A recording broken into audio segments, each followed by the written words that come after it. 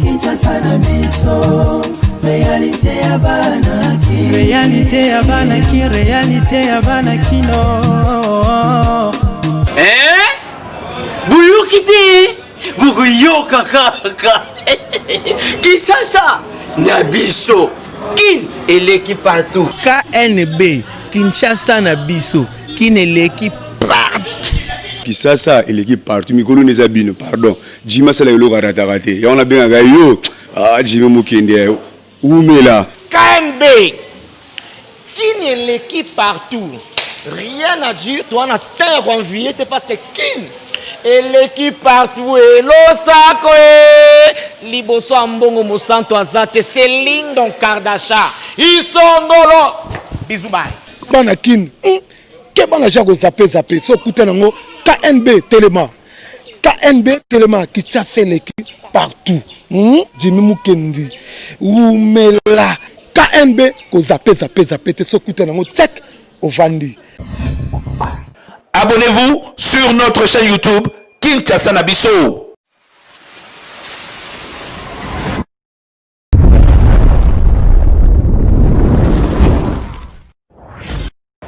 Bonsoir, na fidèle nyon sur magazine Kinshasa na biso o ezola la te pour na informer bino pe ko laksa bino ba vraie réalité à Kinshasa.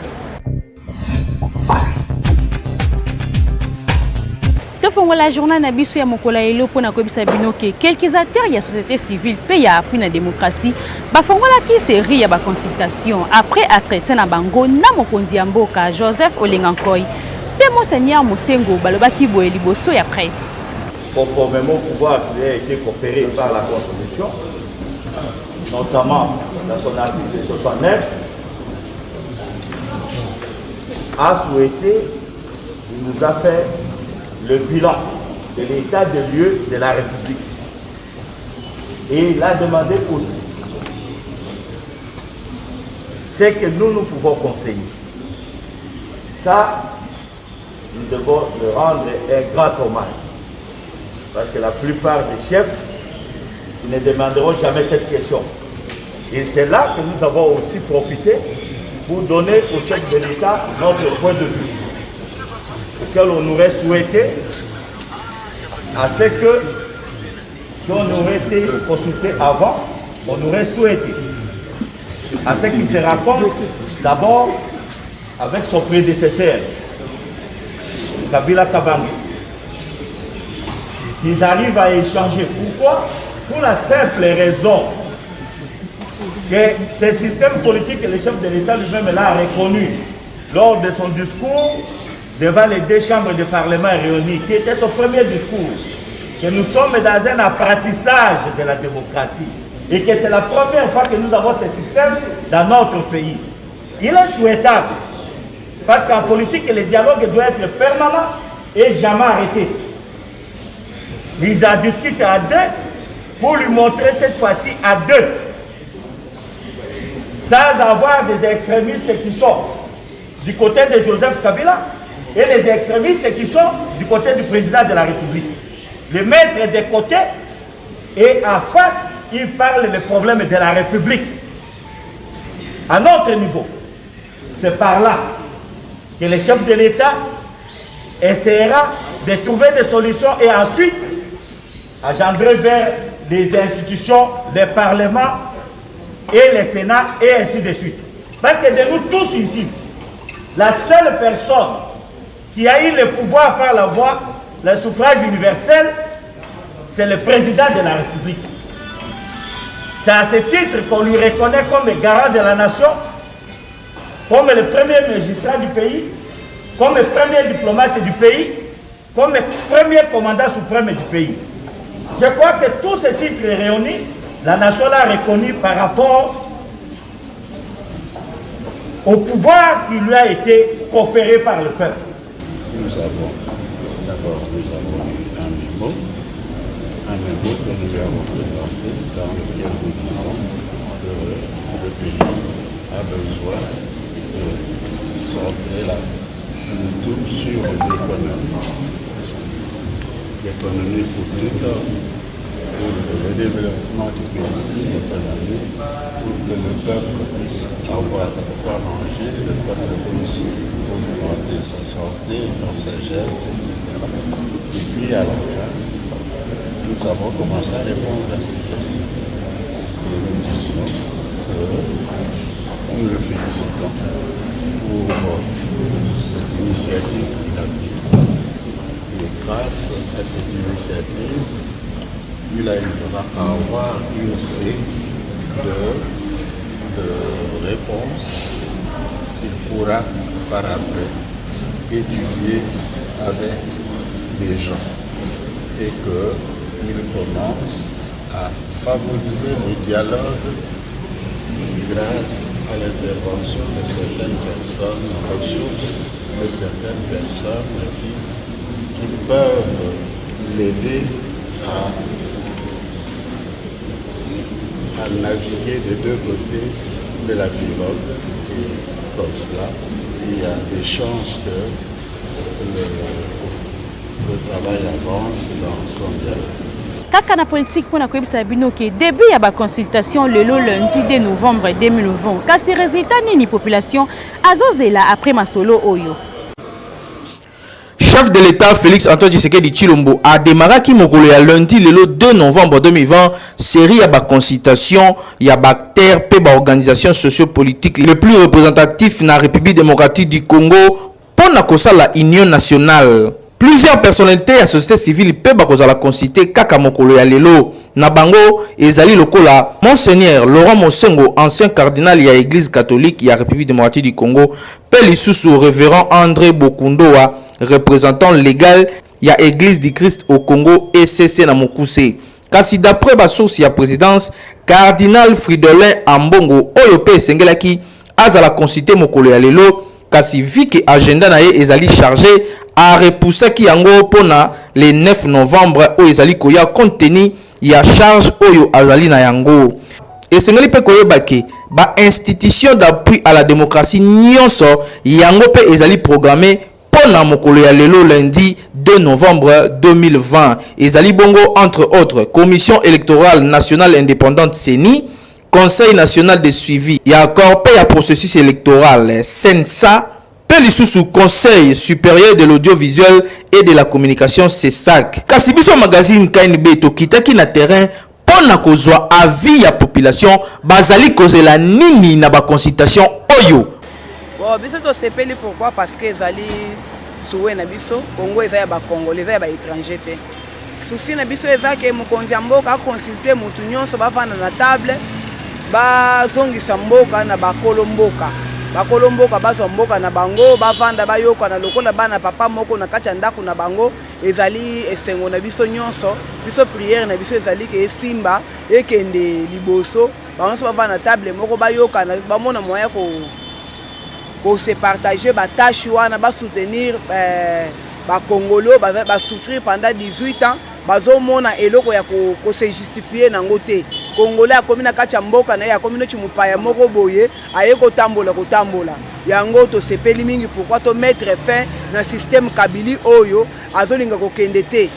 Nazo senga tout d'abord epa mokonzi ya mboka se débarrasser na bato oyo baza na kati ya kosala po ete mboka ya avancer kende liboso te. Toyebi ke ndenge bato wana baza na kati ya kotia ba jamba kop tozo senga ye a se débarrasser na bango po ete azwa majorité ya sika na Assemblée nationale oyo koki kosunga ye po ete a travailler un avantage à peuple congolais. Bino ba politiciens bango ba positionner bazokende ba yeba très bien que bazali au service du peuple et non d'un individu. Batala ba intérêt privé na bango te.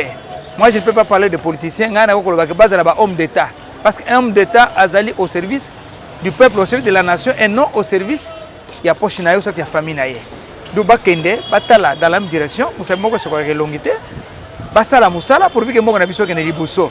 Émergence toujours en 2030, émergence toko émerger ndenge nini tant que biso toujours tournoyer kaka toze oyo ay azo détruire moninga même que ce soit même ba oyo ba kumilo ba toza ba opposant un opposant de oyo aligné alo ba vérité na moninga non oyo lo ba ko sala pourquoi est-ce au cité mais ce qui to comme que opposition na to détruire oyo moninga kinga sala ya malonga mais wana za opposition te to lingi pays na biso te biso tozo tatanga na oyo ekozala ya malamu parce que bango bazali kolo bitumba na bango biso tokonyoka mande parce que bango bakotika konyokama te eya fois bana na bango bazawa te tu sais c'est biso bapetit peuple tozonyokama alors bato FCC bazosala mpona baintérêt na bango moko mais ye azosala mpona intérêt ya population mais il faut azala sikoyo ferme na badécision na ye parce que il pense toujours être majorité c'est être majorité devant la population c'est la population qui souffre ebandi lelo toyebi ke lelo akobanda na bato société civile eza malamu mpona biso suwa na biso eza ke consultation ekende d'avant esimba pour que non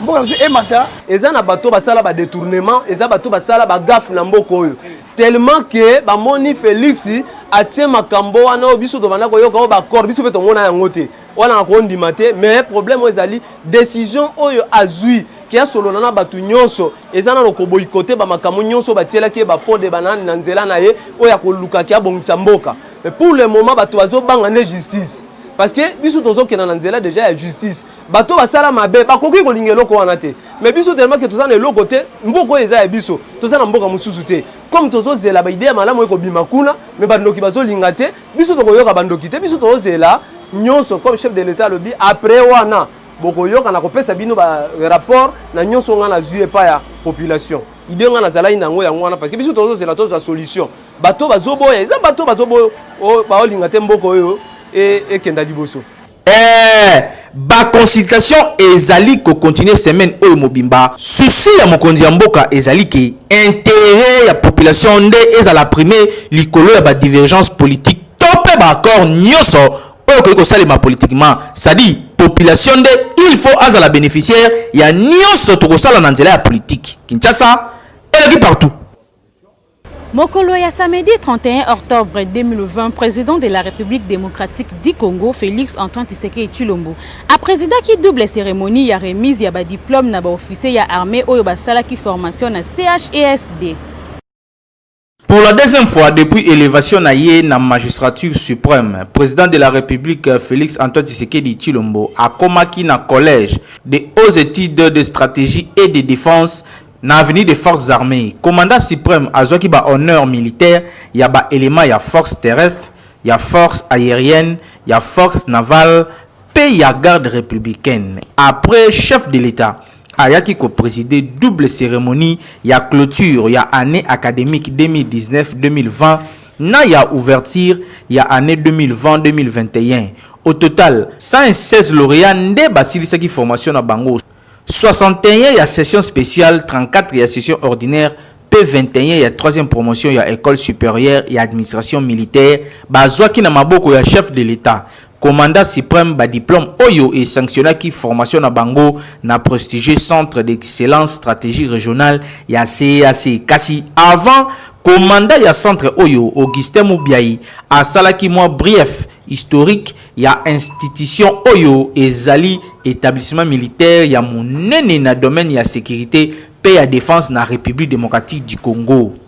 Le collège de hautes études de stratégie et de défense, CHESD en sigle, a été créé par la volonté du chef de l'État le 5 janvier 2016 dans un contexte de réforme de FARDC.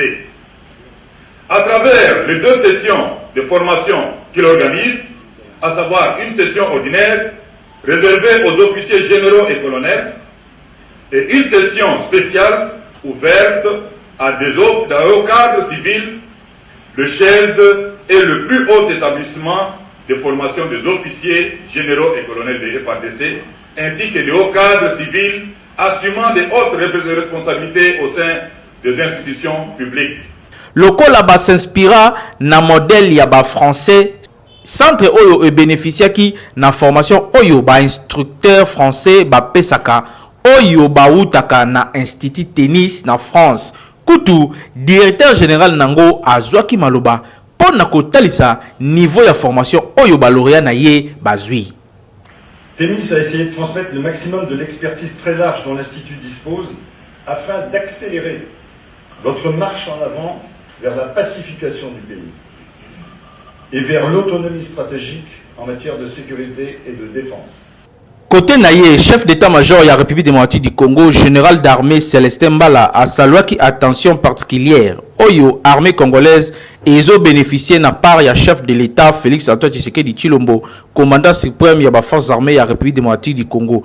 Koutou a profité de la même occasion on a pour annoncer ouverture en janvier 2021 il y a école de guerre ya Kinshasa Oyo et ils allaient créer grâce à la coopération franco-congolaise. Permettez-moi de rendre un vibrant hommage au commandant suprême des forces armées de la République démocratique du Congo pour la vision de faire des forces armées de la République démocratique du Congo une armée moderne, républicaine, professionnelle, pétrie des valeurs civiques, patriotiques et respectueuse de toutes les questions liées aux droits de l'homme et au droit international humanitaire. Et Sengeli Koyebake, ba officier supérieur ya ba pays locaux là, Rwanda, Burundi, Congo-Brazzaville, Centrafrique, Gabon, P. Sao Tomé, Bango P. Bazouaki formation ya haut niveau Oyo. Messieurs, sur ce, je déclare close l'année académique 2019-2020 au Collège des hautes études de stratégie et de défense et à l'École supérieure d'administration militaire et ouverte l'année académique 2020-2021. Gouvernement congolais ezalaki représenté na premier ministre na yango Sylvestre Ilunga Ilunkamba, pe Sénat na vice-président nango Sami Badibanga. Kinshasa, il est partout.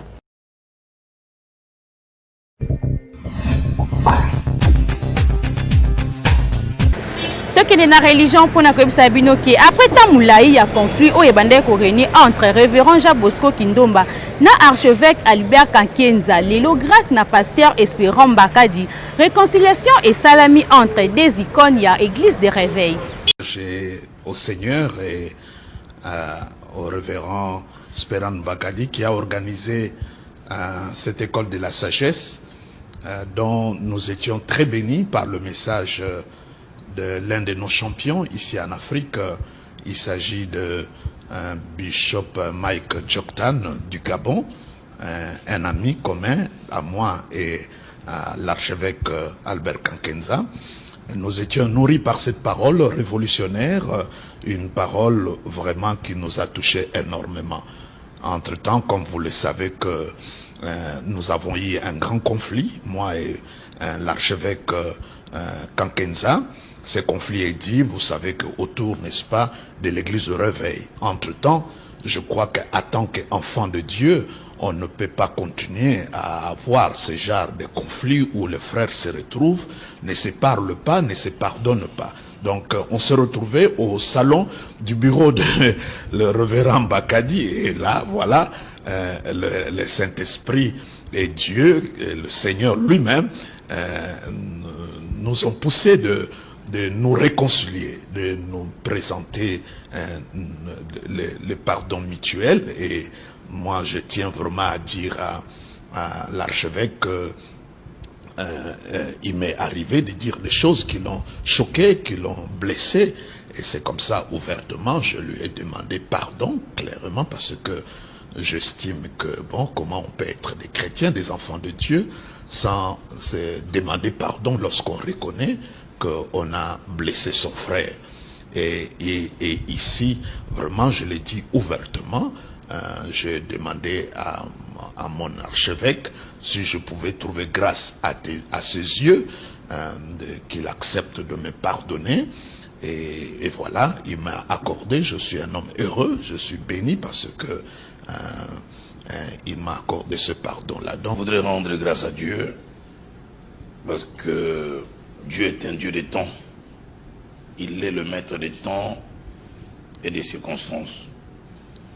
Et ce que Dieu planifie n'est pas toujours ce que les hommes planifient. Et Dieu a toujours son agenda.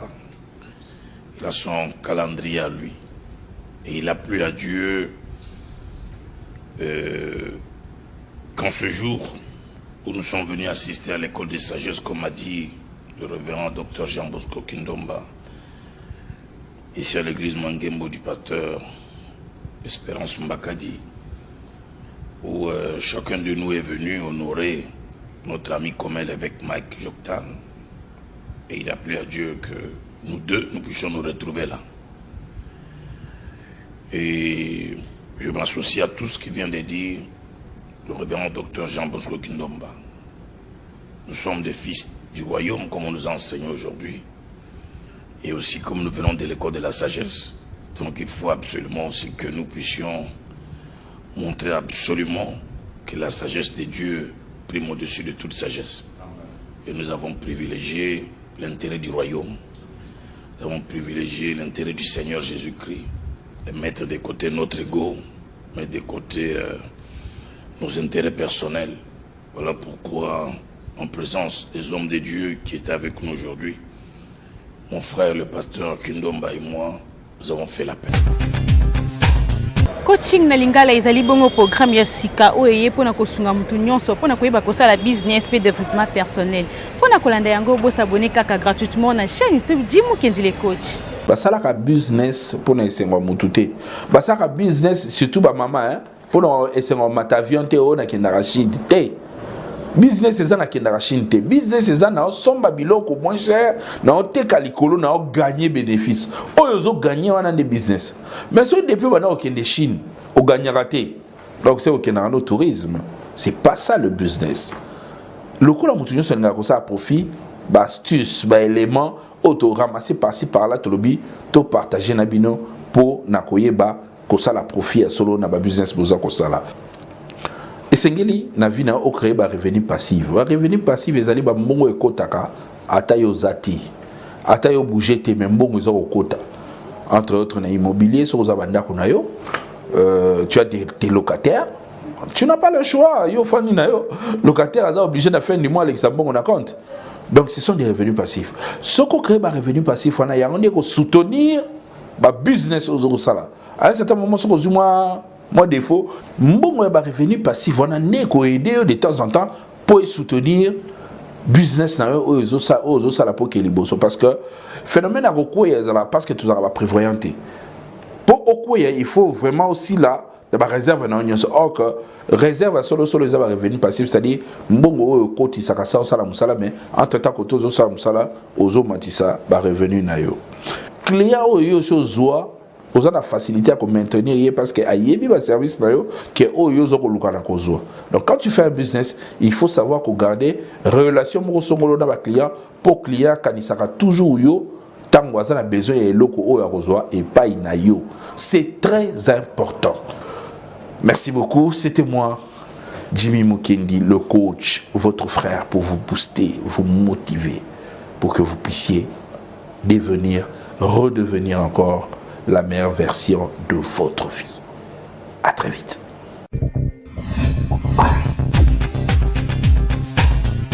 Tolingi toyeba soki ezali nango normal soki yo mwasi okufeli mobali et que famille ya mobali ba proposer yo babali sa yo lisusu na ndeko ya mobali na yo reportage ya Peggy Lunga.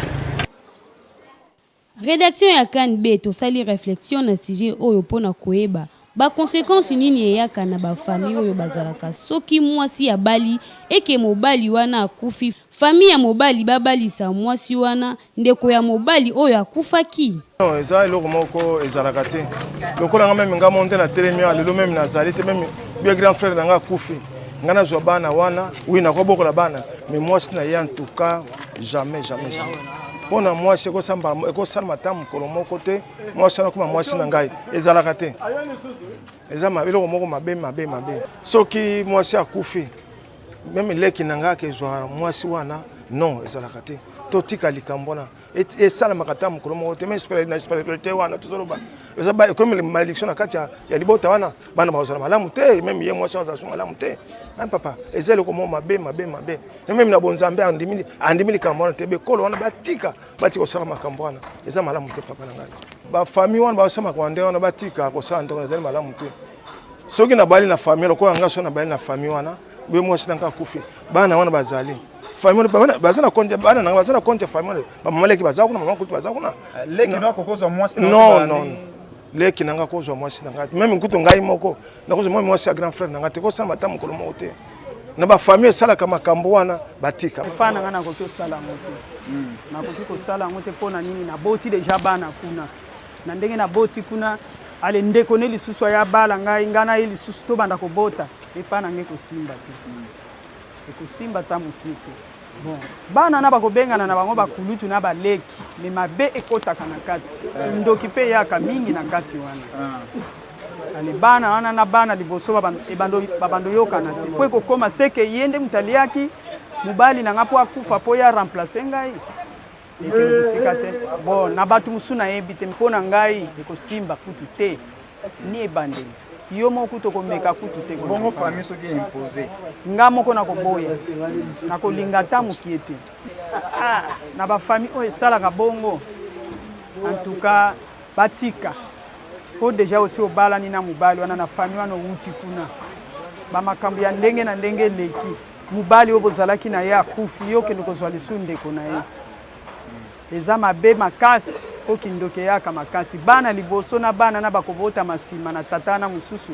ekosimba te babando yokana te po babando monaka ke tata na bango akufa seke tata wana ya sima leki ya mobali ye kaka mutu abomi mobali wana ngai sina ndeko na esi abalaki ngai toboti akufi nakoko bala susu na famille wana te po soki nabali na famille wana bakoko lobalanga te ke yo lokola osoboti na ndeko na biso okokokende te fotikala obala lisusu kaka moko na kati ya famille wana na walinga ngo te po ezaki ndoki bakoki koloba ke peut-être ke ngai nde munabomaki mobali po akufa po nga natikala kozwa ndeko na esimba te wana ezaki ndoki esimba te en tout cas esimba ta moke te eza kitoko te eza mpena mabe makasi eza kaka lokola neti bino mibali na mobali wana bazopesa yo moto bobomaki mobali wana ya liboso eza mpena propre te mpona bota susu bana na ndeko ne mosusu esimba te baconséquence ezali kindoki ekokota mpe na kati ozomona kindoki ekota na kati bato ya mitema mabe bakoprofite na likambo wana soki neti mwa discussion mokie omona mabe moko ekokota mpona bana ala bon bana wana sikoyo bandobengana banani bana wana bakotangama kaka na nkombo ya mobali oyo ya liboso alors bozomona ke ntango nako banopresente bango oyo bana oyo nabotaki na mobali mosusu oyo tataleki na bango bana bakobenga tataleki bakobenga papa bakobenga mpe nani oui eza malédiction eza kitoko te ya mabe makasi ya mabe makasi ekokosala mabungu te bafamille mingimingi namonaka neti bata bandundu bango nde bazalaka na bakituri bazalaka soki moto mobali ya liboso akufi bapesa leki na ye mpo yo bala ye eza propre te batika caractère wana bato bakoma kosambela baefase image wana ya kituli na bango wana baefase yango eza kitoko te mpo na ngai na koboya yango na motema moko eza nango mabe te soki coutume na bino nde esengi bongo kasi ata bongo bakonsekansi eyaka mingi ndeti libala wana ekongumela te mpe bakozala na bolingo makasi te donc soki mwasi akufeli mobali azali mpe na droit ya korefaire vie na ye normal mpe koluka mobali oyo ye alingi ya bala. Kinshasa eleki partout.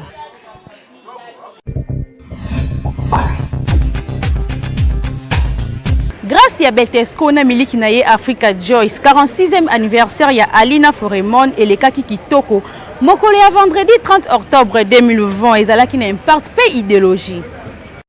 Na cadre ya 46e anniversaire ya combat du siècle ya 1974 oyo esalemaka na stade Tata Raphaël entre Alina Foremon Fédération Congolaise de Boxe pendant ko célébrer événement wana a organisaki gala ya boxe, c'est-à-dire ba combat ya bibotu pona ko célébrer événement yango ba combat ya ndenge na ndenge ebundamaki awa kubanda 19h ti ba 6h du matin bibotu na bibotu ba bandaki na ba combat ya ba catégorie ya ba poids mouche nde efongolaki masolo.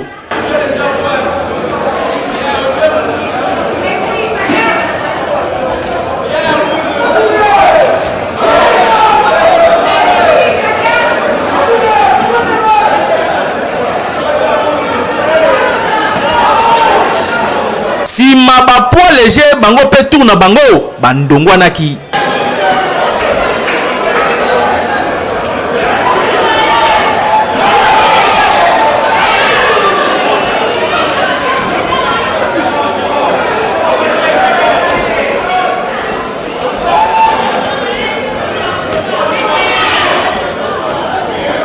Souka bisanga ezalaki nde ba poids lourd avec ba ceinture à l'appui, c'est-à-dire au poli ba botolio ceinture yango pe ezalaki somo.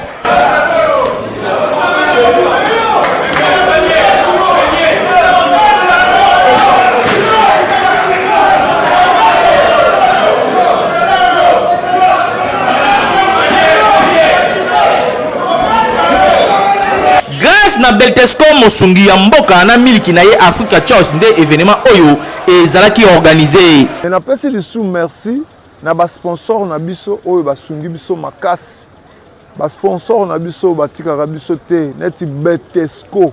Beltesco atika biso te andimaka biso na moment yonso ba boxeur babundi 3 titres ya minene titre moko d'Afrique to sali yango eleki bientôt tozana gala mususu to signer contrat moko na Maman Ngebi pour chaque jeudi bagala il faut ezalaka chaque jeudi nyonso na Maman Ngebi Beltesco bakotika biso jamais yango na ba boxeur bazalaka motivé pour que chaque jeudi tolingi tozala spécial bibotu na jeudi nyonso na Maman Ngebi.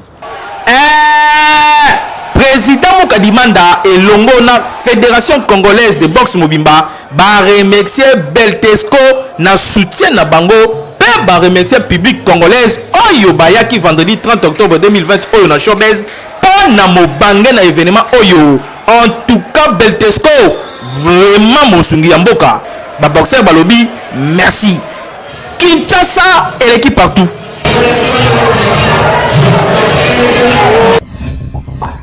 Abonnez-vous sur notre chaîne YouTube Kinshasa Nabiso.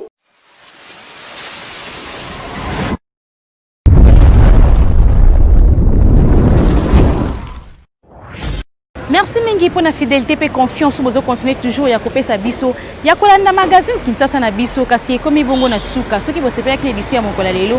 Bopé sa merci mingi une équipe rédactionnelle mobimba ya KNB. Hervé Zaka double pour moi zala ki bongo na sima caméra na dansia ta na réalisation. Et la coordination à Jimou Kendi. Kaka ndenge to sera bien bobo na rater ko s'abonner massivement na chaîne YouTube Kinshasa na biso. Kinshasa yo et l'équipe partout.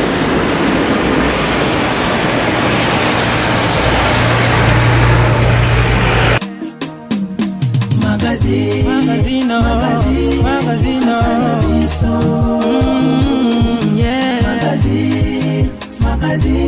Kinshasa na biso réalité ya bana ki réalité ya bana kino